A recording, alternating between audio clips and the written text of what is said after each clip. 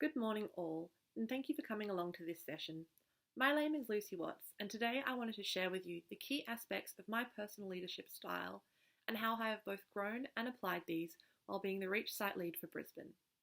This role in Reach has provided me with the chance to both act as a leader and to contribute towards the outcomes of a wider team, while working with a diverse group of people who bring with them their own unique strengths and leadership styles. Some of the main leadership competencies that have helped me in this position have been communication skills, understanding myself, fostering relationships with others and building trust, having a clear vision, effectively delegating, and showing gratitude. I'll hand over now to each of my leadership traits to provide some more insight. Let's start with communication skills. Communication skills, I think you're muted. Whoops. Sorry about that, Lucy. I think communication skills are one of the most fundamental aspects of your leadership style. Effective communication really is so deeply linked to effective leadership and ties into all other parts of your leadership style.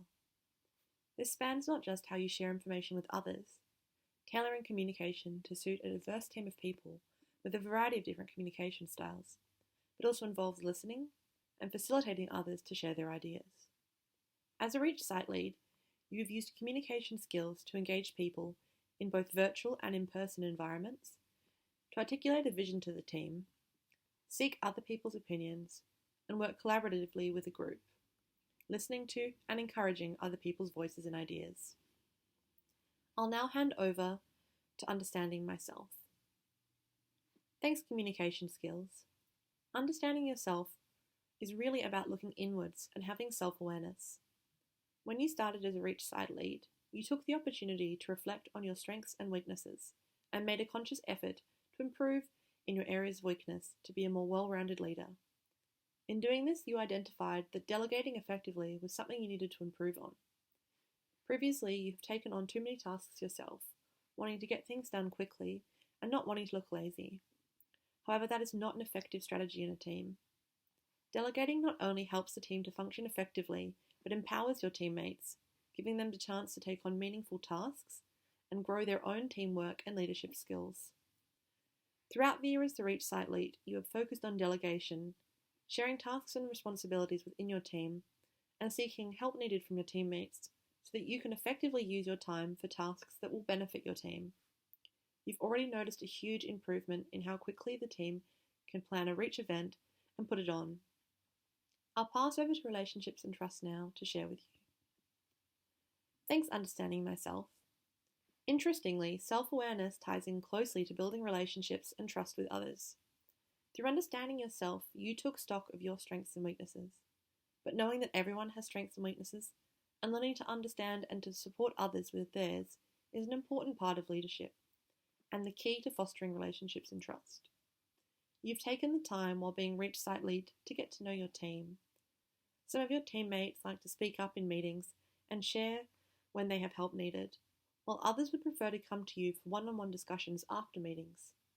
Some of your team are comfortable in front of large groups and happy to put their hand up to facilitate and speak at events, while others would prefer to work behind the scenes. In understanding what makes your team different and building relationships with them, you've been able to give them tasks that play to their strengths, but you've also been able to help them grow by giving them tasks that will challenge them. This is where trust really plays into relationships. Your team need to know that you want to help them develop, but that you would never put them in a place where they would be completely out of their comfort zones. As an example of this, you are helping a shy teammate to gain their confidence and speak up in meetings by encouraging them and listening to their ideas. They were able to translate their confidence to speaking in front of the team and leading a section of the meeting, facilitating others to share their ideas. However, you never threw them straight into the deep end, asking them to run a Reach event before they'd had the chance to build up their confidence and work on their communication skills. I'll now hand over to having a clear vision. Hi everyone. Having a clear vision of what you want to achieve and what you want your team to stand for is important, and you have used this to inform the way you lead. When you started as a Reach site lead, you wrote down that you wanted your team to be an inclusive and supportive environment, and then you wanted to aim for Reach to engage with a wider audience around the Boeing business, giving people the chance to network and meet others, building their Boeing community, learn about topics that they may not have been exposed to in their everyday lives, and to give a voice to people around the company to feel involved and included at Boeing. You took this broad vision to your first team meeting and ran a brainstorming session to get the team to add their goals for the year, what they wanted the team to achieve, and what they hoped to get out of each. Through doing this, a shared vision and goals were formed that have been important for the team to move forward cohesively. I'll now pass to delegation. Thanks having a clear vision.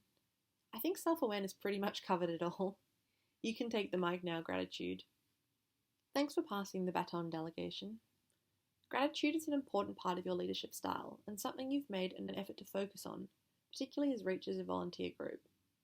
Making sure to thank your teammates when they put their hand up for things and to celebrate both individual and team wins, no matter how small, is really important.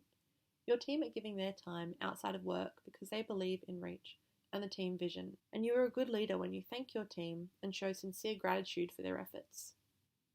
Thanks for sharing, everyone. I think a lot of the aspects that we discussed build into my goal of being a transformative leader rather than a transactional leader, while trying to create a vision for my teams, hoping to lead by inspiring intrinsic motivation, creating shared goals that we can work towards, and shared investment in good outcomes. Are there any questions before we wrap up? I don't want to put anyone on the spot, but overthinking, you usually have a lot of good questions. Hi Lucy, I did actually have one question. How do you know if you're improving as a leader? Great question. Thanks, overthinking. There are a couple of things that I do. One is taking a minute or two after every meeting to reflect on what went well and what could have gone better so that I can improve these things for the next meeting. This ties into self-awareness. Another is seeking feedback from my teammates. You can always learn a lot from the people in your teams, and taking the time to hear their opinions and learn from them is really important. Thanks so much everyone for coming along. If there aren't any further questions, I'll end the session here. Please feel free to reach out to me if there's anything further you wanted to discuss outside of this forum. Have a great rest of your day.